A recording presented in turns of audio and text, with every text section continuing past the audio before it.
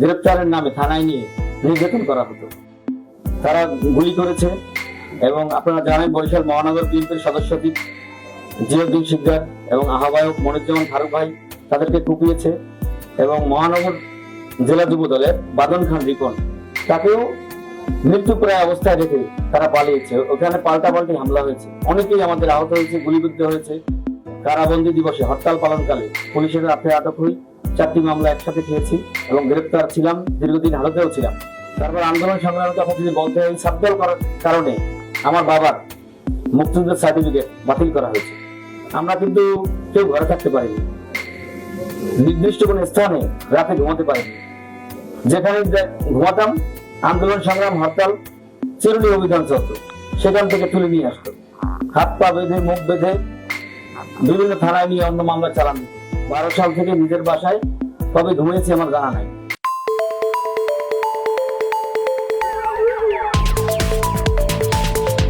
প্রিয় দর্শক, আসসালামু আলাইকুম।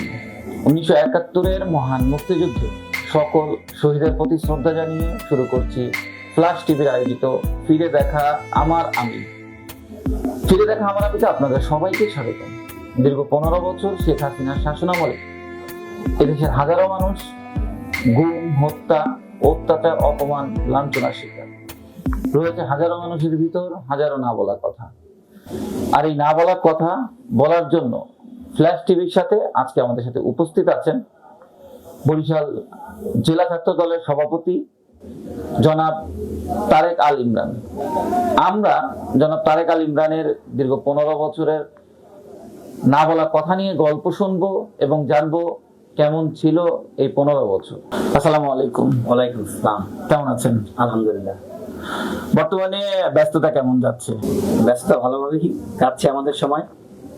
মূলত আপনারা জানেন বরিশালের শিক্ষা প্রতিষ্ঠানে বিভিন্ন উপজেলায় যে সকল শিক্ষা প্রতিষ্ঠান রয়েছে আমরা 65টি ইউনিটের কমিটি দিয়েছি ইতিমধ্যেই, এবং নতুন নতুন অনেক ছাত্রদেরকে ছাত্রদলে আসার সুযোগ করে দিয়েছে। দীর্ঘদিন যাবৎ কমিটি না থাকায় এবং ছাত্রদলের প্রাণ চাঞ্চল্য যাতে ক্যাম্পাসে ফিরে আসে এবং ছাত্ররা তারা দীর্ঘদিন ছাত্রদলের রাজনীতির সাথে সক্রিয়ভাবে সম্পৃক্ত ছিল, মূলত তাদের কর্মকাণ্ডের ভিত্তিতেই যোগ্যতা অনুযায়ী আমরা পদায়ন করেছি। এই 36 দিনের যে আন্দোলন, 5ই আগস্ট আমরা নতুন একটি স্বাধীনতা পেয়েছি, বাক স্বাধীনতা, 1 বছর হতে যাচ্ছে। এই যে একটা আন্দোলনে আমরা একটা বাংলাদেশ পেয়েছি, জনাব তারেক আল ইমরানের কাছে এই অনুভূতিটা কেমন? এই অনুভূতিটা সত্যি বিএনপি সহ গোটা দেশের মানুষ একটি জালিম সরকারের হাত থেকে মুক্তি পেয়েছে। আমরা দীর্ঘদিন যাবৎ যারা ছাত্র রাজনীতির সাথে জড়িত তারা কেউ ঘরে ঘুমাতে পারতাম না, নির্বিঘ্নে চলাফেরা করতে পারতাম না। আমাদেরকে এমন ভাবে রাখা হয়েছে, পুলিশ আন্দোলন সংগ্রাম মিছিল মিটিং করলেই সেখানে গুলি করা হতো, গ্রেপ্তার করা হতো, গ্রেপ্তারের নামে থানায় নিয়ে নির্যাতন করা হতো এবং একই ঘটনাকে কেন্দ্র করে বিভিন্ন মামলায় আমাদেরকে জেলা হাতে প্রেরণ করতো। আপনারা জানেন এখন সাধারণ মানুষ সহ এদেশের সকল মুক্তিকামী মানুষ আজকে জালেম সরকারের হাত থেকে মুক্তি পেয়েছে। এই আনন্দতে কতটা আমাদের আনন্দ দিয়েছে সেটা বলার ভাষা রাখি না। এই জুলাই আন্দোলনে আপনার ভূমিকা কেমন ছিল? এই জুলাই আন্দোলনে আমরা সর্বাত্মক ভূমিকা পালন করেছি। বরিশালে আপনারা দেখবেন জাতীয় ছাত্রদল সাধারণ ছাত্রছাত্রীদের এই যে আন্দোলনের সাথে শরিক হয়ে সকল কর্মসূচি বাস্তবায়ন করেছে। বিশেষ করে বলতে হয় 19শে জুলাই, এই দীর্ঘ 17 বছরে বরিশালের যে আন্দোলন হয়েছে, ওই আন্দোলনে আওয়ামী লীগ ও তার ক্যাডার বাহিনী এবং পুলিশ প্রশাসনের সহযোগিতায় তারা বিএনপির উপরে হামলা চালিয়েছে, তারা গুলি করেছে।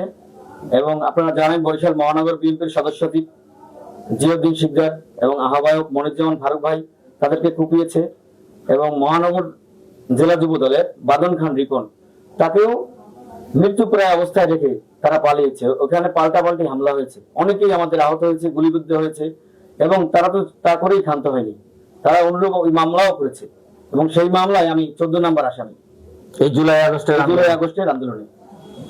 এই 15 বছর, দীর্ঘ 15 বছর ফ্যাসিস্ট সরকার যাকে হাসিনা বলা হয়, এই 15 বছর একটি সংগঠনকে, দলীয় সংগঠন বিএনপি এবং তার পাশাপাশি অন্যান্য সংগঠনের যারা ছিলেন তাদের তো গুম, হত্যা, নির্যাতনের অহরহ ঘটনা আমরা শুনেছি। তো আমি জানতে চাচ্ছিলাম যে জনাব তারেক আল ইমরান, আপনার সাথে এই 15 বছর এমন কোন ঘটনা আছে কিনা বা এমন ভাবে কেটেছে, কিভাবে কেটেছে এই দিনগুলো?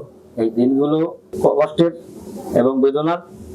তারপর আমরা আন্দোলনের সংগ্রাম চালিয়ে গিয়েছি ন্যায্য অধিকার আদায়ে। আপনি যদি বলতে হয় 2012 সালে মামলা খেয়েছি, সেই মামলা নাম্বার হচ্ছে জিআর 729/12 কোতোয়ালি থানার মামলা। পরবর্তী 13 সালে দেশনায়ক জনাব তারেক রহমানের কারাবন্দী দিবসে হরতাল পালনকালে পুলিশের হাতে আটক হই, 4টি মামলা একসাথে খেয়েছি এবং গ্রেপ্তার ছিলাম, দীর্ঘদিন হাজতেও ছিলাম। এভাবেই আন্দোলন সংগ্রাম চলেছে। মূলত আরেকটি বিষয়ে না বললেই নয়, 2010 সালে দেশনেত্রী বেগম খালেদা জিয়ার স্মৃতি বিজড়িত বাড়ি থেকে তাকে যেদিন উচ্ছেদ করা হয়েছিল, সে আমি ওই বাড়ির সম্মুখীন ছিলাম। সেদিন বিএনপি নেতাকর্মীদেরকে অসহায় অবস্থার মধ্যে দেখেছি। সারা বাংলাদেশের বোধহয় পুলিশ বাহিনী সেখানে উপস্থিত ছিল, কাউকে কথা বলার সুযোগ ছিল না। দেশ নেত্রী বেগম খালেদা জিয়াকে টেনে হেঁচড়ে ওই বাড়ি থেকে বের করা হয়েছে। তারপরেই ক্ষান্ত হয়নি, বিভিন্ন ভাবে ওই দিন নেতাকর্মীদের উপর নির্যাতন চালিয়েছে। ওদিনকে ট্যাঙ্ক, পুলিশ, সকল সশস্ত্র বাহিনী ওখানে উপস্থিত ছিল। মনে হচ্ছিল যে এখানে একটা মরণ যুদ্ধ চলছে বাংলাদেশের। সেইভাবে দেশনেত্রী বেগম খালেদা জিয়াকে বাড়ি থেকে বিতাড়িত করা হয়েছে। তারপর আন্দোলন সংগ্রামের কথা যদি বলতে হয়, সাবধান করার কারণে আমার বাবার মুক্তিযুদ্ধের সার্টিফিকেট বাতিল করা হয়েছে। আপনার বাবা একজন মুক্তিযোদ্ধা, আমার বাবা একজন মুক্তিযোদ্ধা ছিলেন এবং এই শেখ হাসিনা সরকার, আপনারা জানেন, শহীদ রাষ্ট্রপতি জিয়াউর রহমানের বীরোত্তম খেতাবও এই সরকার, এই শেখ হাসিনা সরকার বাতিল করেছিল। আমার বাবাও একজন মুক্তিযোদ্ধা ছিলেন এবং যুদ্ধ করেছেন। শুধুমাত্র আমি সাবধান করি এই কারণে, যিনি বাতিল করেছেন তিনি জেলা আওয়ামী লীগের সহসভাপতি ছিলেন এবং জেলা আওয়ামী লীগের যারা ছিলেন তারা উইলিংলি আমার বাবার এই সার্টিফিকেটটা বাতিল করেছেন। শুধু তাই নয়, আমরা কিন্তু কেউ ঘরে থাকতে পারিনি, নির্দিষ্ট কোন স্থানে রাতে ঘুমাতে পারিনি। যেখানে ঘুমাতাম, আন্দোলন সংগ্রাম, হরতাল, চিরুনি অভিযান চলতো, সেখান থেকে তুলে নিয়ে আসতো, হাত পা বেঁধে, মুখ বেঁধে বিভিন্ন থানায় নিয়ে অন্য মামলা চালান দিত। সাধারণ ছাত্রছাত্রী বলেন, রাজনীতিবিদ বলেন, ছাত্র দলের নেতাকর্মী বলেন, বা অন্য বিএনপির যে অঙ্গ সংগঠন আছেন, তারাও কিন্তু সুন্দরভাবে জীবনটা কাটাতে পারেনি। আন্দোলন সংগ্রামের মধ্যে দিয়েই মূলত এই বিএনপির এই 15টি বছর কেটে গেছে। কিভাবে দিন পার হয়েছে, কিভাবে ভালো দিন বলতে কি দিন, সেটা কিন্তু 5 তারিখের পরে উপলব্ধি করতে পেরেছি, যেটা ভালো দিন। কিন্তু 5 তারিখের আগের পর্যন্ত বিএনপির জন্য বিভীষিকাময় পরিস্থিতি ছিল। 15 বছর সেটা বুঝতে পারেন। 15 বছর মানে কবে মানুষের একটি লক্ষ্য ছিল, শুধু বিএনপির নয়, এই সারা বাংলাদেশের মানুষের, এই শেখ হাসিনার পতন, এবং সেই পতনটা কিন্তু হয়েছে। আপনারা এই যে 15 বছর শেখ হাসিনার বিরুদ্ধে আন্দোলনে ছিলেন, সক্রিয়ভাবেই ছিলেন, তো সেই সময় যখন জেল জুলুমের মধ্যে দিয়ে আপনাদের কাটাতে হয়েছে, জেলের নির্যাতন বা জেলের গল্পটা কেমন ছিল? জেলের গল্প আরেকটি বলি। 2017 সালে দেশনেত্রী বেগম খালেদা জিয়া কক্সবাজারে রোহিঙ্গা ক্যাম্প পরিদর্শনকালে যাবার কালে তার গাড়ি বহরে হামলা হয়। সেই হামলার প্রতিবাদে আমি সদর রোডে মিছিল করেছি, আমরা বরিশাল জেলা ছাত্রদল। সেই মিছিল থেকে আমি সহ 6 জনকে আটক করে পুলিশ। আমাকে ওখানে আটক করে থানায় নিয়ে যায়। থানায় নিয়ে ওখানে ওসি আওলাদ ছিল বর্তমানে, তিনি অনেককেই নির্যাতন করেছে বরিশালের। তিনি সহ যারা অন্যান্য ছিলেন তারা আমাদেরকে প্রথমে থানায় নিয়ে বলে, নিজেদের হাত পা মুখ বেঁধে রাখো, পা উপরে টানাও। তারপর তারা নির্যাতনের ভয়ভীতি দেখিয়ে বলে, আর কারা কারা তোদের সাথে ছিল, এবং যে ভাষায় কথা বলতো, এটা মানুষ মানুষের সাথে সে ভাষায় কথা বলতে পারে না। তাদের আচার আচরণ এমন ভাবে ছিল, আমরা এই দেশের মানুষ না, হয়তো অন্য গ্রহ থেকে আসছি। তাদের আচরণটা ছিল যে এদেরকে উপরে টানাও, আমাদের হাত পা দড়ি দিয়ে বেঁধেছে। তারপর বলে ভিডিও করো। এই ভিডিও, আবার ভিডিও থাকাকালীন সময়েও আমাদের নির্যাতন করেছে, রিমান্ড চেয়েছে। আমার 7 দিনের রিমান্ড চেয়েছিল ওই সময়। তখন যখন আমি থানায় ছিলাম, তখন আমার মা গ্রেপ্তারের খবর পেয়ে থানায় আসছে। তখন আমি ওসিকে বলছিলাম, একটি কথাই বলছি, আপনি যা কিছুই করেন আমার মায়ের সামনে এমন কোনো কর্মকাণ্ড করবেন না যাতে আমার মা কষ্ট পায়। আপনার যা ইচ্ছা তাই করেন, কিন্তু আমার মায়ের সামনে কোনো আঘাত আপনি দেবেন না। মায়ের বাইরে আমার মা তখন আমার সম্মুখে ছিল। ওসি এসে বলো, খোলো, একে থানা উপরে নিয়ে চলো, এই মূল লোক। তখন আমার মায়ের সামনে ওসি বারবার আমাকে হত্যার হুমকি দিয়েছিল। তখন আমার মা খুবই আতঙ্কগ্রস্ত হয়েছিল। আজকে এই আমার মা দীর্ঘদিন বাসায় ঘুমাতে পারতাম না। 12 সাল থেকে নিজের বাসায় ঘুমাইনি, হয়তো 5 তারিখের পরে ঘুমাইছি। 12 সাল থেকে নিজের বাসায় কবে ঘুমিয়েছি আমার জানা নাই। এই সরকারের নির্যাতন এতটাই বেপরোয়া ছিল। আমি না, আমরা রাজনীতি করেছি, অন্য অনেক ভাই তার বাবাকে হারিয়েছে, আমরা ভাই হারিয়েছি, মা তার সন্তানকে হারিয়েছে। দেশের মানুষের একটা ভীতিকর পরিবেশ সৃষ্টি করেছে। কথা, সত্য কথা বললেই গুম খুন নির্যাতনের শিকার হয়েছে। আপনাদের সাংবাদিক মহলে আপনারা জানেন যে সাংবাদিকরা সত্য কথা বলতে পারতো না, সত্য কথা বললেই তাকে সাইবার ট্রাইব্যুনালে বিভিন্ন মিথ্যা মামলা তাদের জর্জরিত করত। এবং আমার দেশ পত্রিকার মাহমুদুর রহমান তাকে কিভাবে নির্যাতন করেছে আপনারা দেখেছেন। তারা বাংলাদেশে এমন কোন সেক্টর নাই যেখানে নির্যাতন নিপীড়ন চালায়নি। সত্য কথা বলার কারণে বহু লোককে জেলে দিতে হয়েছে। তো এই আন্দোলনে আপনাদের কখনো যুবলীগ বা ছাত্রলীগ, আওয়ামী লীগ সরকারে বা আওয়ামী লীগের যে সরকারি দল ছিল এদের সাথে কখনো আপনাদের দাঙ্গা হাঙ্গামা কোনো হ্যাঁ, ঝামেলার মধ্যে দাঙ্গা 2017 সালের কথা বলি। 2017 সালের 5 তারিখ 5 জানুয়ারি আমরা বিএনপির কর্মসূচি পালনকালে এই আওয়ামী লীগ আমাদের সরাসরি এখানে প্রত্যক্ষভাবে হামলা চালায় এবং এই হামলায় আমরা অনেকেই আহত হই। এই 2019 সালের কথা বলি, সরি 2024 সালে যে 19 জানুয়ারি সেদিনও কিন্তু এইভাবেই হামলা চালায়। নির্বাচনের আগে না, নির্বাচন না, এই যে আগস্টে জুলাই 19 জুলাই 2024 ওই তারিখেও আওয়ামী লীগ প্রত্যক্ষভাবে আমাদের উপরে হামলা চালায়। এই আন্দোলন যে করলেন এত 15 বছর, আপনারা তো জানতেন না বা বাংলাদেশ জানতো না যে 5 তারিখে একটা অঘটন ঘটবে। সেই জায়গা থেকে কখনো ফ্যামিলি রাজনীতি ছেড়ে দেওয়ার কথা বা নিজে কখনো ছেড়ে দিতে চাচ্ছিলেন, মানে চেয়েছিলেন কিনা? আমাদের বিশ্বাস ছিল মনে প্রাণে এই আন্দোলন সংগ্রামের মাধ্যমে শেখ হাসিনা এই আওয়ামী লীগের অস্তিত্ব একদিন বাংলাদেশে থাকবে না এবং বিএনপি সেই ধারাবাহিকতা বজায় রেখেছে। আপনারা জানেন এই আন্দোলনটা কিন্তু কোনো নির্দিষ্ট দলের বা গোষ্ঠীর নয়, এই বিএনপি কিন্তু এই মাঠটার পরিবেশ তৈরি করেছে। দীর্ঘদিন আন্দোলন সংগ্রাম নির্যাতন নিপীড়নের শিকার হয়েছে বাংলাদেশ জাতীয়তাবাদী ছাত্রদল সহ অসংখ্য নেতাকর্মী। আমরা কিন্তু পিছু হয়নি, জেল কেটেছি, হামলা কেটেছি, গুম হয়েছি, খুন হয়েছি, আমরা অনেক ভাইকে হারিয়েছি। তারপর কি আমরা আন্দোলন ছেড়ে দিয়েছি? না, আমরা বলেছি যে সরকারের সবকিছু মেনে নিয়েছি। আমরা কিন্তু যৌক্তিক আন্দোলন চালিয়ে গেছি। সেই আন্দোলনের প্ল্যাটফর্মে দাঁড়িয়ে যখন এই জুলাই আগস্টের আন্দোলন হলো, ছাত্রছাত্রীর যারা সাধারণ ছাত্রছাত্রী আন্দোলন শরিক হলো, সহ গার্জিয়ান বলেন, পরিবার বলেন, সকলে কিন্তু এই আন্দোলনের অংশীদার এবং এই স্বতঃস্ফূর্ত আন্দোলনের মাধ্যমেই কিন্তু এই সরকারের পতন ঘটেছে। না, আপনার ফ্যামিলি কখনো ভয় পেয়েছে? ভয় পেয়ে ফ্যামিলি সবসময় আতঙ্কিত থাকতো, যে বলতো বাবা সাবধানে থাকিস। আমার মা সবসময় কথাটা বলতো। আজকে আমার মা পৃথিবীতে নেই।